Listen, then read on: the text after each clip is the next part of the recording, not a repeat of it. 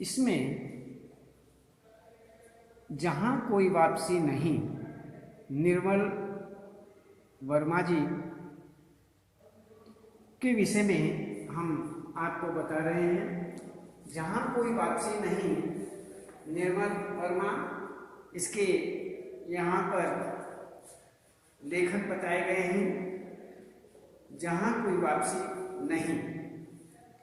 अब हम सबसे पहले यहाँ पर ये देखेंगे कि निर्मल वर्मा जी का जो जीवन परिचय है, रचनाएं हैं और इनकी विशेषताएं हैं, रचनात्मक गतिविधियां हैं, भाषा शैली है, हिंदी साहित्य में इनका कौन सा स्थान है, ये सारी बातें हम इनके विषय में जानकारी करें। तो सबसे पहले हम देखते हैं कि निर्मल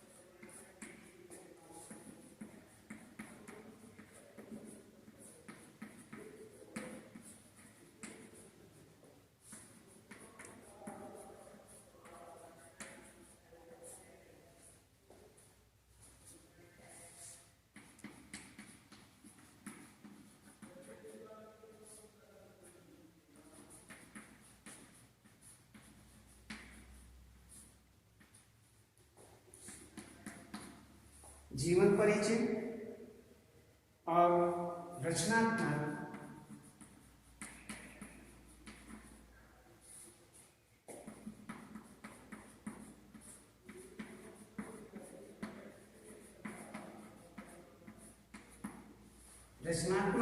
गतिविधियां, और इसके बाद हम आपको बताते हैं कि भाषा शैली,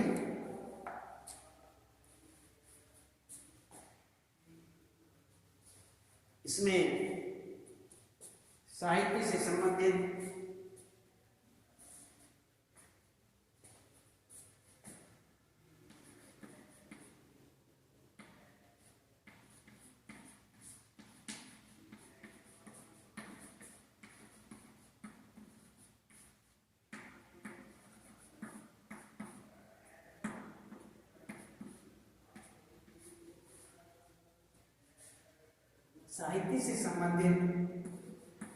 परिचय,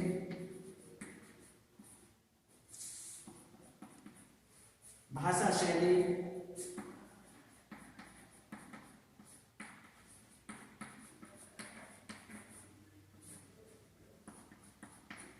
और साहित्य में, हिंदी साहित्य में स्थान।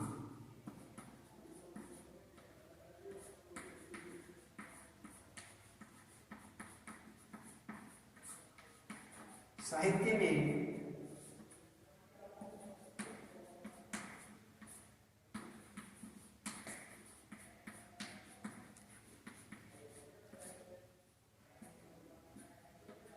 वर्मा जी का स्थान। तो इसमें हम देखते हैं कि जो हमारे निर्मल वर्मा जी हैं, ये किस प्रकार से यहाँ पर इनका जीवन, सबसे पहले क्या देखा जाता है कि उनके जीवन में क्या क्या घटनाएं घटित हुई, वह उनका जीवन किस प्रकार से बीता। तो संक्षिप्त जीवन, प्रारंभिक जीवन, संक्षिप्त जीवन इनका बताया जाता है। तो इस विषय में हम यहाँ पर देखते हैं कि निर्मल वर्मा का जन्म 3 मई निर्मल वर्मा जो हैं वह बताते हैं कि 1929 से और 2005 तक इनका जीवन रहा। 1929 में इनका जन्म हुआ और 1929 में यह वर्मा जी जन्मे और देहावसान जो है, मृत्यु जो है 2005 में हुई। तो इस प्रकार से आगे कहते हैं कि निर्मल वर्मा जी का जन्म 3 मई 1929 को शिमला, जो हिमाचल प्रदेश में है, वहां पर हुआ। दिल्ली के सेंट स्टीफेंस कॉलेज से इतिहास में इन्होंने एमए किया और एमए करने के बाद अनुवाद तथा पत्रकारिता, ये अनुवादक भी रहे। इन्होंने अनुवाद किया तथा पत्रकारिता में भी ये सक्रिय रहे। इन्होंने सक्रियता पत्रकारिता में और अनुवादक के रूप में भी निभाई। चेकोस्लोवाकिया में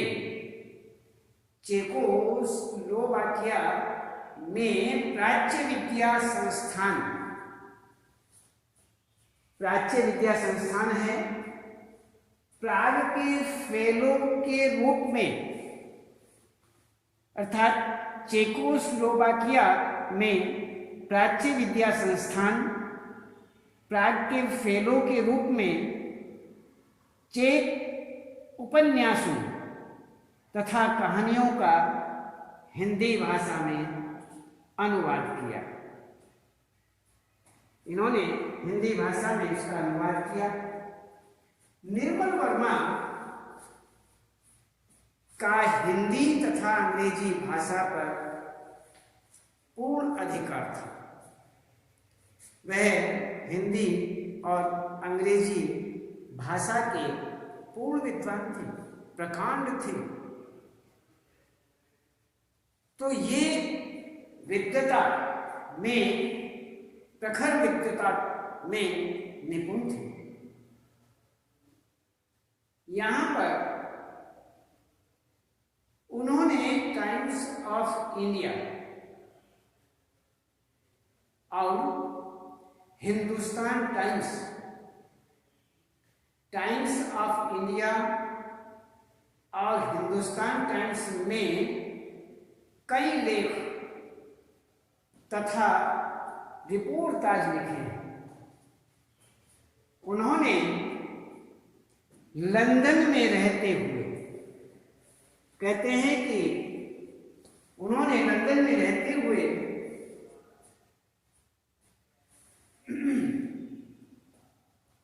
टाइम्स ऑफ इंडिया के लिए यूरोपीय संस्कृति की रिपोर्टिंग भी की। कहते हैं कि जब वे लंदन में रह रहे थे, लंदन में रहते हुए टाइम्स ऑफ इंडिया के लिए यूरोपीय जो संस्कृति है उसकी इन्होंने रिपोर्टिंग भी की। आगे कहते हैं कि वर्ष 1970 के समय में वे भारत लौटे। 1970 में बताते हैं कि वे भारत आते हैं और तथा तभी से स्वतंत्र लेखन में सक्रिय हो जाते हैं। जब से ये भारत आए, अर्थात 1970 में ये भारत आए और ये भारत आने के बाद अपने लेखन में, स्वतंत्र लेखन में सक्रिय हो जाते हैं, स्वतंत्र लेखन करने लगते हैं। और वर्ष 1972 में Indian institute of advance studies Shimla के फेलो रहे। निर्मल वर्मा ने निराला सृजन पीठ जो भोपाल में है तथा यशपाल सृजन पीठ जो शिमला में है। यशपाल सृजन पीठ अध्यक्षता, इन्होंने उनकी अध्यक्षता भी की। उनकी कहानी माया दर्पण पर बनी फिल्म, उनकी एक कहानी है माया दर्पण। माया दर्पण नामक जो निर्मल वर्मा जी की कहानी है, उस कहानी पर फिल्म भी बनी। और कहते हैं कि फिल्म को वर्ष 1973 की सर्वश्रेष्ठ हिंदी फिल्म होने का गौरव भी प्राप्त हुआ। कहते हैं कि इन्होंने कहानी लिखी, उस कहानी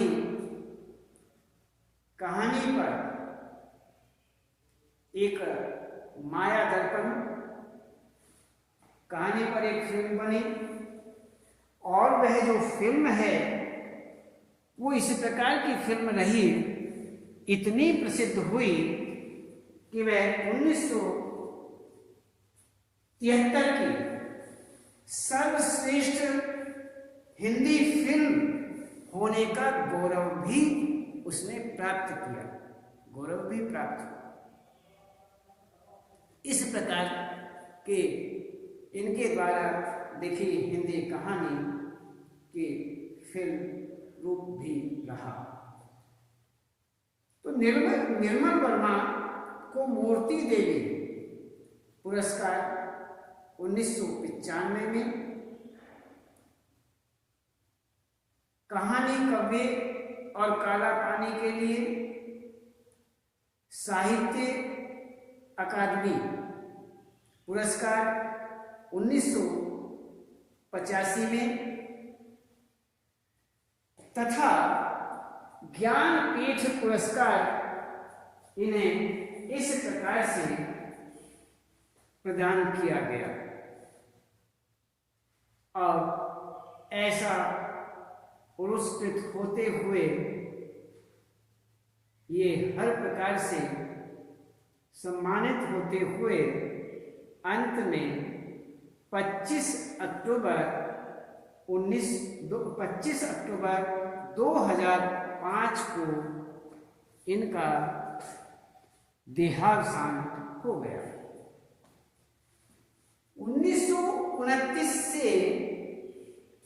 1929 में जन्मे निर्मल वर्मा जी 2005 में देहावसान को प्राप्त हुए। इस प्रकार इनका ये संक्षिप्त जीवन रहा। अब हम देखते हैं इनके साहित्य से संबंधित परिचय और रचनात्मक गतिविधियां किस प्रकार की है। तो निर्मल वर्मा ने उपन्यास तथा कहानियां लिखी। उन्होंने बहुतेरे उपन्यास लिखे, कहानियां लिखी, और जो भी उन्होंने लिखा वो श्रेष्ठतम रहा, उसमें किसी भी प्रकार की कोई कमी नहीं रही, वह हर प्रकार से प्रसिद्ध हुए। उनके निबंध संग्रह तथा यात्रा वृत्तांत अधिक प्रसिद्ध हुए। उन्होंने जो भी निबंध लिखे, निबंध संग्रह उनके हुए वह, और यात्रा वृत्तांत, यात्रा का जो वृत्तांत उन्होंने लिखा वो सबसे ज्यादा प्रसिद्ध माना गया, वो सबसे ज्यादा प्रसिद्ध हुआ। ऐसा तो इसमें परिंदे, कव्य और काला पानी, सूखा, जलती झाड़ी,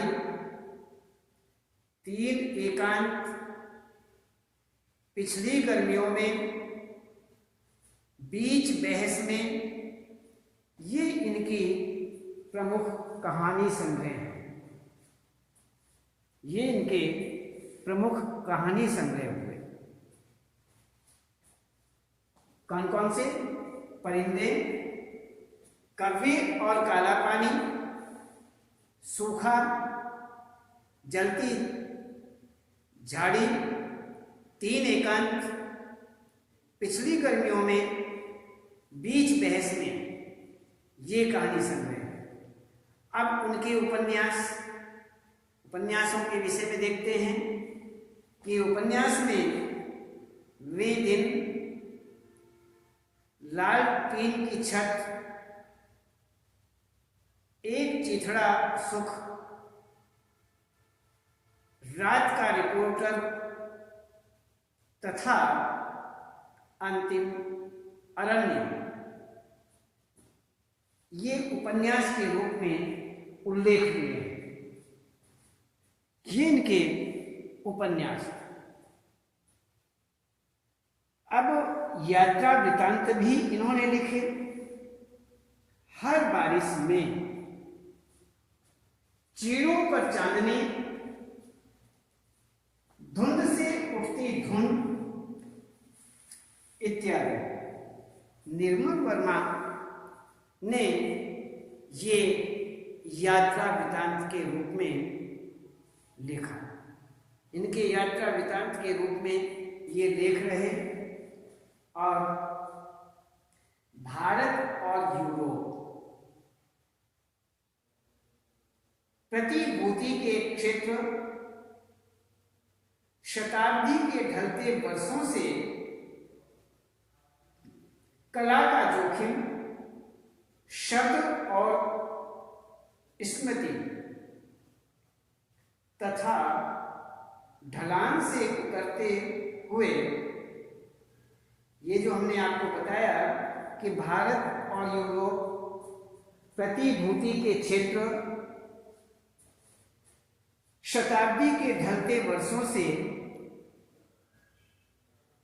कला का जोखिम, शब्द और स्मृति और ढलान से उतरते हुए,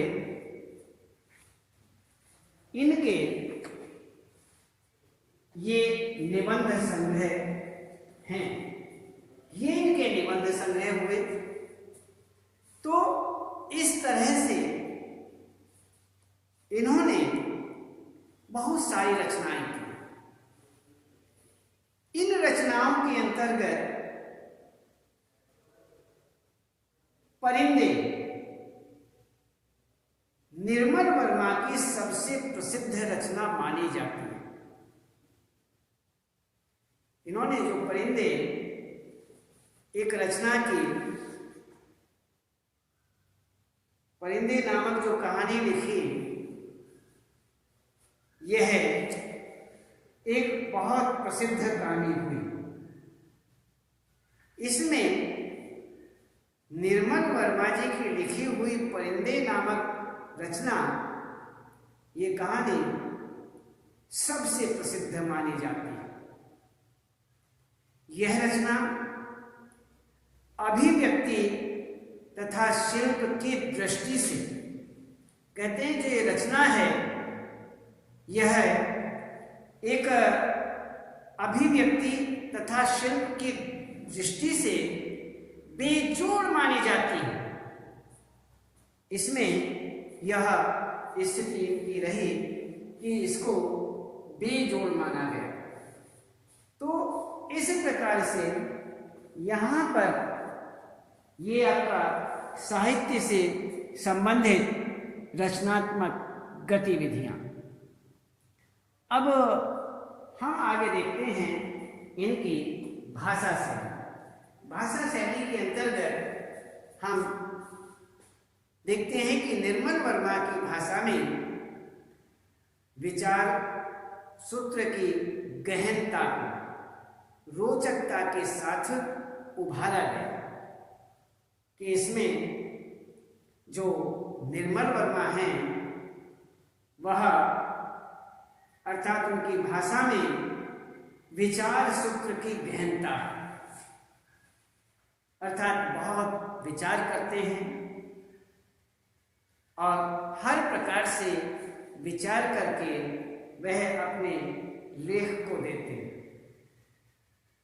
गहनता का उसमें रोचकता के साथ में उभारा गया, अर्थात विचार सूत्र की जो गहनता है उसको रोचकता के साथ उभारा गया है। इनकी शैली में एक अनोखी कसावट है और शब्द चयन साधारण होते हुए भी इनके शब्द जो हैं, शब्द चयन करना, शब्दों को रखना एक बहुत साधारण स्थिति है। इनका शब्द चयन जो है वह साधारण स्थिति में दिखाई देता है, लेकिन इनके शब्द चयन जो हैं वह साधारण होते हुए भी मिश्र तथा संयुक्त वाक्यों की प्रधानता माने जाते हैं। मिश्र और संयुक्त शब्दों की प्रधानता, वाक्यों की प्रधानता में आते हैं। तो उर्दू तथा अंग्रेजी के शब्दों का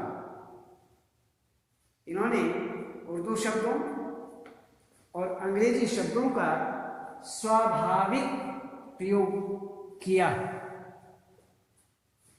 इन्होंने हर प्रकार से जो भी प्रयोग किया, जिन शब्दों का भी प्रयोग किया, जैसे उर्दू के शब्द, अंग्रेजी के शब्द, इन शब्दों का, उर्दू अंग्रेजी के शब्दों का जो भी इन्होंने प्रयोग किया वह स्वाभाविक रूप में ही प्रयोग किया।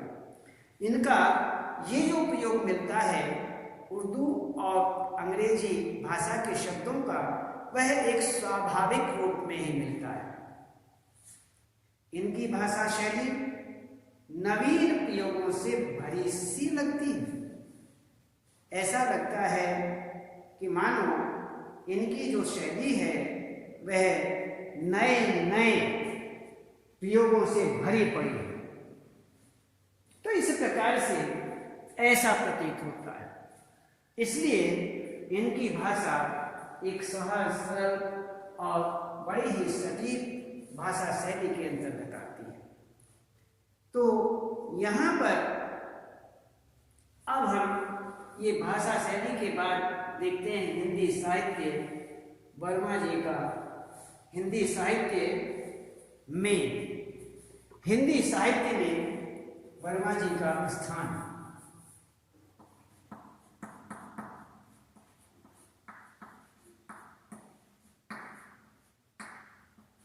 हिंदी साहित्य में वर्मा जी का स्थान, अब इस बात को हम देखते हैं। तो यहाँ पर हिंदी साहित्य में निर्मल वर्मा का विशेष योगदान है।